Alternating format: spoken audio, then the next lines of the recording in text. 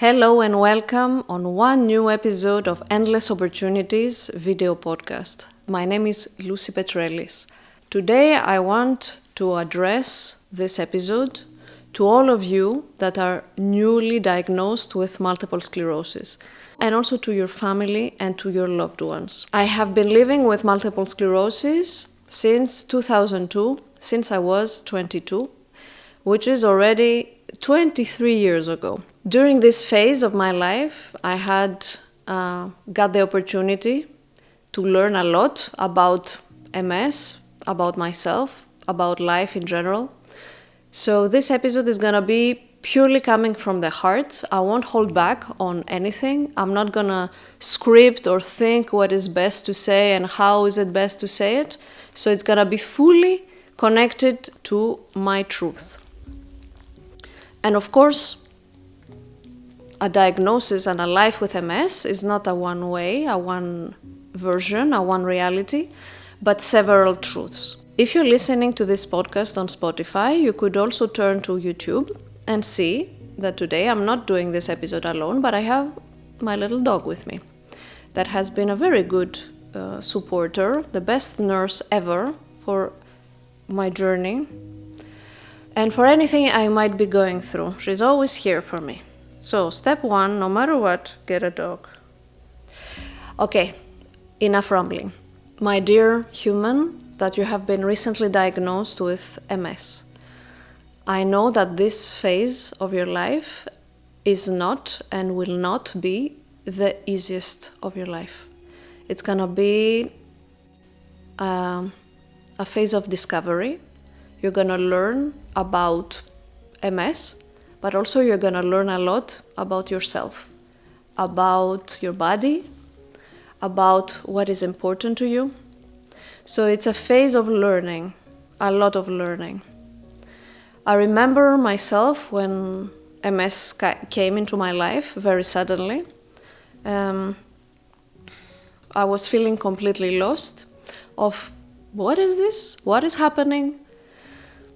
Is this gonna be temporary? Is this gonna last forever? So many questions that I had no idea and that were piling up in my head. Getting a diagnosis of MS or of any other health condition today is already much better than it used to be in the past. Because in the past it was a blurry confusion. And also in the past we didn't have a lot of power. Today what we have that we didn't have before is each other.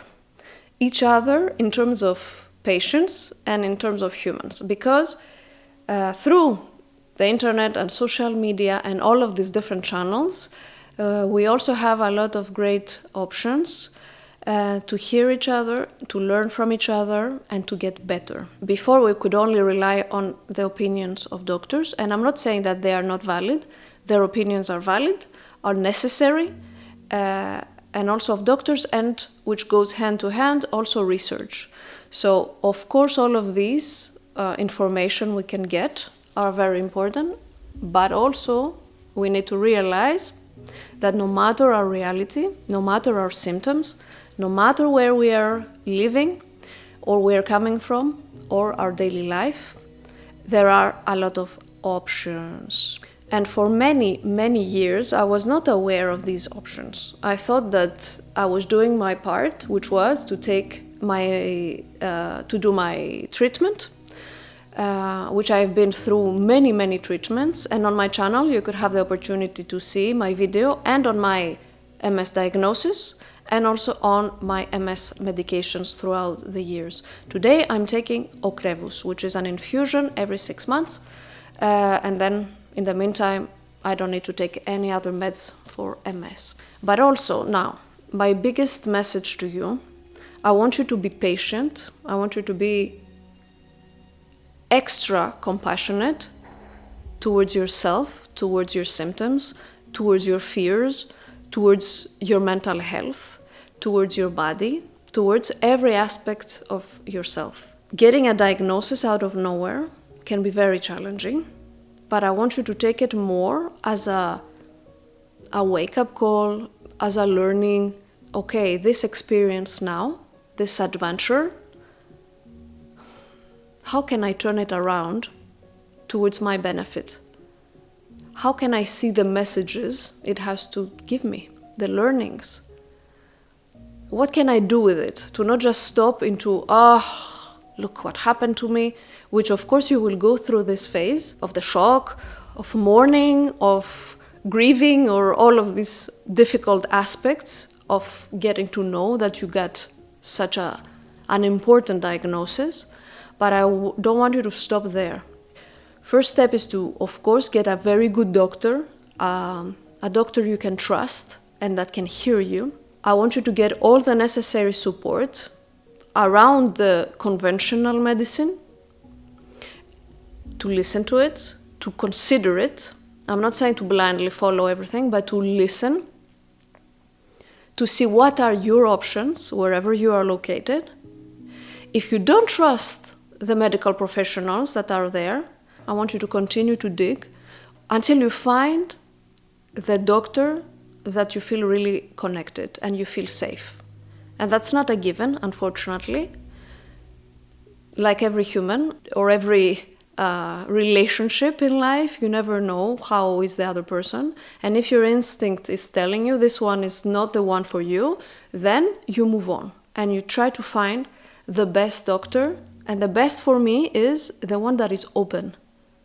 And open to hearing you, and compassionate, and not stuck into only this is what you have to do, full stop. And if you say no, I don't want it, they say, sorry, that's all there is. I want the doctor that you can trust to be someone that can hear and your symptoms and your fears and anxiety, and to really guide you to what is right for you, and from your medical history, but also from what you're feeling inside. Okay? So please pay a lot of attention in finding the right medical support for you. Now, this is one part. The other part is, what can you do about your symptoms, physical symptoms, mental and emotional symptoms, and whatever has to do with your well-being. Because there are a lot of things that you can do. For years, I didn't realize how much power I have over my symptoms and over my health. I didn't know. And most of us don't know. And now, thank goodness for social media, the good part of social media, that we can really see how each person or how many people are dealing with their symptoms and learn different things that in the past we didn't know. I'm gonna tell you different things that have helped me, okay, that can make a real difference for you. After you have researched, you have watched maybe different videos or on YouTube or other platforms or on podcasts, you have heard other people dealing with MS or also with other autoimmune conditions, because at the end, MS is a word, is a title, okay? It's a name. It could be any other. It doesn't matter. I know that it has to do with demyelinization of the nerves, etc. Okay, it's one way of appearing, but all the other autoimmune conditions are not. Maybe they don't appear the same way, but it doesn't mean that the approach of how to get better is very different. There are some basic things that, in my opinion, are very common for a lot of autoimmune conditions. One, and this, please, my dear MS, newly diagnosed human, it has to do with the food. What you eat and drink matters. I don't even know in which words to use. They matter 100%. What you eat and what you drink. For so many years, I didn't know. The first 17 years of my life with MS, I was living freely, thinking, well, I have MS, I have symptoms, I have physical pain, I have parts of me that are disabled, often disabled. I could not walk a lot. I could not go up the stairs. I could not run. My fatigue was so strong. I could do very little things in my day and in my life. I was so restricted. So I was thinking that since I am restricted, at least I want to eat whatever I want. I want to be free there. I want to give myself this... LJ, please, my angel. This joy, this instant pleasure of at least, getting something positive from food. And during these 17 years, I would have a lot of symptoms, like burning sensations, tingling, numbness to my legs, also to the other part now of my head, brain fog, concentration issues. Everything was hard. The fatigue was strong in every aspect of my life. So I was eating whatever I wanted.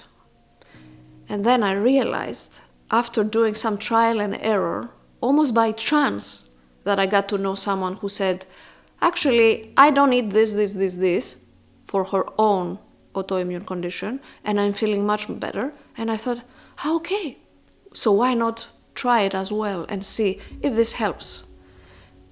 And I started to eliminate slowly some things, some ingredients, and I saw a real transformation into my life, into my symptoms, into my brain, into everything. So, first thing is about food.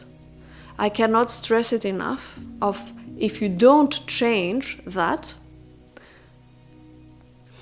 you are missing out on a lot of benefits if you don't change that. You will say, so what should I eat? First of all, it doesn't mean that everyone has the same, let's say, connection with food or the same outcome, if it is negative or positive, from food or from specific ingredients. What I'm going to tell you is more, it concerns me and also other people that I'm supporting, that I saw that their life has changed after eliminating some stuff they were eating. They were eating due to convenience, due to, I'm already so tired, it's easier to just grab something that is ready and eat it. But I didn't realize that by doing that, for my convenience, due to MS, due to my fatigue, I wanted to make my life easier, but I didn't realize the boomerang effect that actually what I was eating was harming me, which made me more fatigued, which made me have more physical and mental symptoms, which made it all harder. So, for you, with MS, and for you listening, you might not have MS or you're supporting someone with MS, so this is general for everyone. Processed food is shit. Not all processed food the same level, okay? But many processed food that we buy, that is so easily available around us, are full of shit. We don't realize how much they're harming us. We don't. We just, let's get this. I always ate that. And often we would say, but how many, all of these generations were eating this stuff already, so why should we stop now? And the truth is that now, everything has become even worse in terms of the quality of what they're putting in the ingredients in order to make them more towards, wanting us to buy more. Is it stuff that inside are more addictive? Is it stuff that for those that are creating these products is cheaper without them thinking of how much it could harm us or not? So we need to really stop thinking of, but I used to all the time, and to say, okay, let me revisit every aspect of my life and of what I'm eating, just to make sure I still agree with myself in terms of choice. So I want you to go to your kitchen, to do this big work, because it is a big work, to take out of the shelves everything, and to start to be more aware of what it is you're eating, what it is you're putting in your body. Because this body has to deal with the MS symptoms, it has to deal with anxiety, sadness, possible depression, due to your diagnosis already, due to this void of, hey, what do I do now? How is my life going to look like now? And all of these questions. So you have to deal with a lot of things.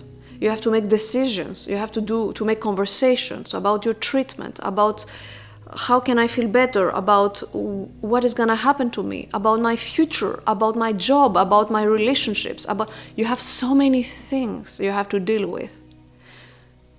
So in order to have the brain clarity and to feel good, in order to deal with all of that, you need good food. This is the first thing. Get rid of everything that when you are reading the labels, you have no clue what they are. And unfortunately, you will realize there are many that you have no clue what they are. We don't know. So first thing is this, the food.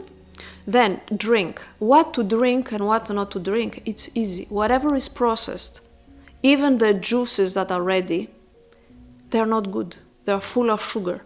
To not even talk about alcohol. Alcohol is something that, as much as you can, please minimize it.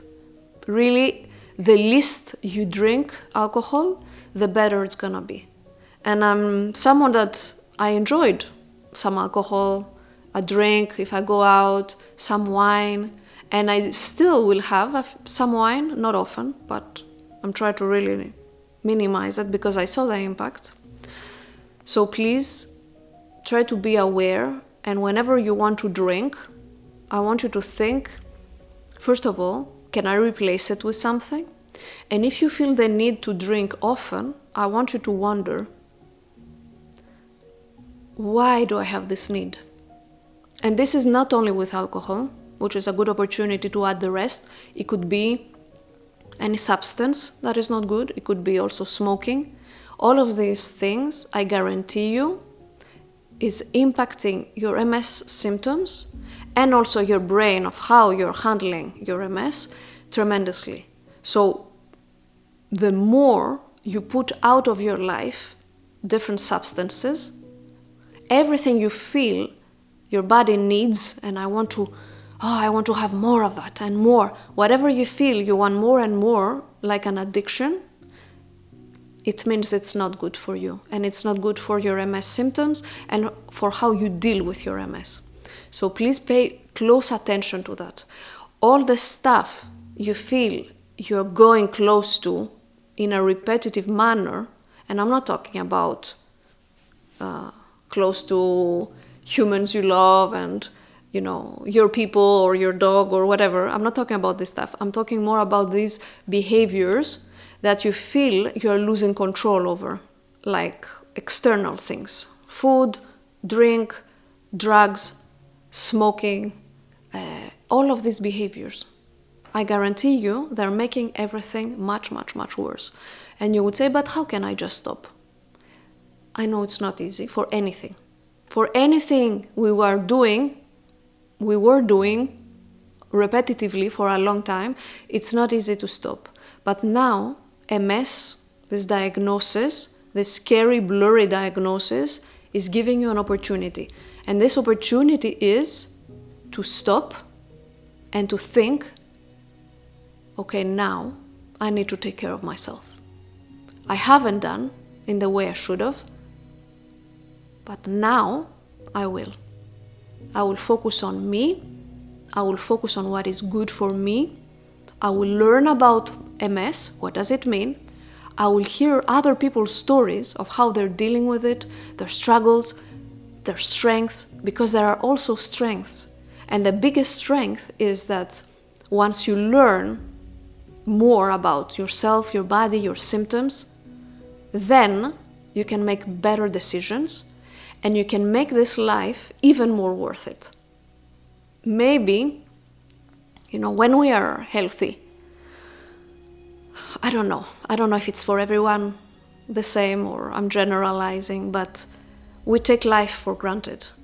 We think we're gonna be forever alive and strong and healthy, and we don't pay attention to many things. But MS, at least for me, was this big wake-up call that for years I suffered a lot, especially in the past, that the treatments were were not easy, even without the options we have today. Today we have pills, we have infusions that are every 6 months or every month, so it's much better than before. I used to do interferon shots for years, and I was sick, like having a flu for years, and now I don't have that. So a lot of things are much, much better. So I got off topic again. What I wanted to say, so don't take for granted your life. I know it sucks big time. I know you don't deserve it. But I want you to learn from it and to say, this is my life now. What is it that I can do? What is the best thing I can do for me? How can I learn to live differently? And among other things, earlier I said about food, about drink, about smoking, about all of that. Other aspects that are also so helpful is resting. This is the time for you to rest because you have not been resting. You have been on a non-stop hamster wheel for years, always there for everyone else, always there to make sure everyone got what they needed, not listening to your body, accepting over and over again situations that were happening, not saying no to others, not setting boundaries. Am I right? Let me know in the comments if from what I'm telling you so far, do you see yourself? Or maybe not at all, but I want to hear. I want to hear your voice, and you have this opportunity to write to me or to contact me in any way. If it's on YouTube, please leave a comment. If it's on my website, luciepetrellis.com, please contact me. I want to know how you're dealing with it. I want to know if the things I'm telling you resonate with you. Today you have a voice, and this adventure you're going through is not going to be very easy, but once you learn more about it and you learn more about yourself, you will see how strong you are. You will see how much control you have over your symptoms and over your life. And this is the moment to change your lifestyle, your decisions, your priorities. This is your moment. I want you to be strong where you can be strong, and also to be weak where it's also okay to be weak some moments, and to cry and to be mad and to be angry and to have a lot of emotions. But after that, I want you to go straight to work, and your work is to take care of yourself. So this is what I wanted to say, that I know, I really, really know that what you're going through right now is not gonna be easy. But it's not impossible to bring change and to have a very good life. It's not impossible. You have a lot of power, and I want you to use it. The power is to really turn the mirror towards you, to look at you in the eyes, and to say, now I'm gonna focus on me. This was a call for me. MS sucks, but I will do the best I can with it. I'm gonna learn, and I'm gonna transform my life. And once I feel better, once I know how to handle my symptoms, then I'm gonna conquer the world. I'm gonna follow my dreams. Because there is nothing that can stop you. If you really take care of yourself and you listen to your instinct and what it is you really need, I promise you, there is nothing you cannot do. So my dear MS, freshly diagnosed or maybe not, human, and also anyone in your family or friends that is watching this, I want you to know that there is nothing you cannot achieve. Don't be afraid, okay? MS is a diagnosis. It's part of you, but it's not you. Your story, one day, will be very inspiring. So don't hesitate to share it with others, with the world, to speak up about what you're going through, and to help others in any way you can. I send you all my love and my strength, and everything will be good, okay? Don't give up. You got this. That's it, my dog. That's it. We did it.